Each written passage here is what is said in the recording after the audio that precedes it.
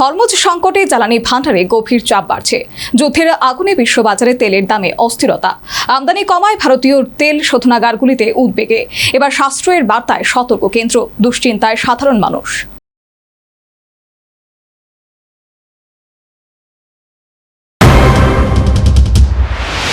মধ্যপ্রাচ্যে চলমান America Iran যুদ্ধের জেরে বিশ্ব অর্থনীতির অন্যতম গুরুত্বপূর্ণ জলপথ হরমুজ প্রণালী কার্যত অচল, আর তাতে তার সরাসরি প্রভাব পড়তে শুরু করে ভারতের জ্বালানি নিরাপত্তায়। আন্তর্জাতিক কমোডিটি বিশ্লেষক সংস্থা কেপলারের সাম্প্রতিক রিপোর্ট ঘিরে বাড়ছে উদ্বেগ।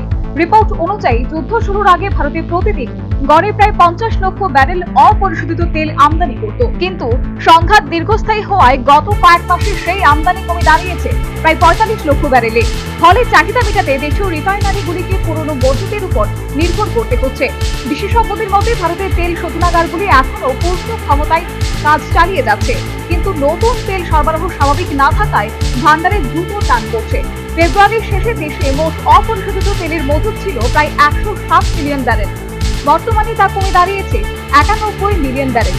এই মজুতের মধ্যে রয়েছে কৌশলগত পেট্রোলিয়াম রিজার্ভ, বাণিজ্যিক ভান্ডার এবং রিফাইনারির সংরক্ষিত তেল।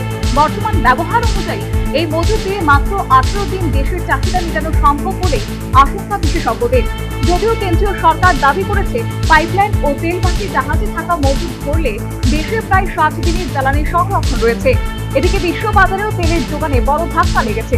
উপসাগরীয় দেশগুলিতে উৎপাদন কমে যাওয়ায় আন্তর্জাতিক বাজারে সরবরাহের ব্যাপক ঘাটতি তৈরি হয়েছে। এপ্রিল মাসে বিশ্বব্যাপী তেল সরবরাহে নেমে এসেছে প্রায় 95 মিলিয়ন ব্যারেলে। পরিস্থিতি বিবেচনায় জ্বালানি সাশ্রয়ের উপর জোর দিচ্ছে কেন্দ্র। বিশেষজ্ঞদের মতে যুদ্ধ দ্রুত না থামলে আগামী দিনে পেট্রোল ডিজেলের দাম আরও বাড়তে পারে, যার সরাসরি প্রভাব পড়বে পরিবহন, নিত্যপণ্য এবং সাধারণ মানুষের দৈনন্দিন জীবনে। ব্যুরো রিপোর্ট, নিউজ ভান্ডার।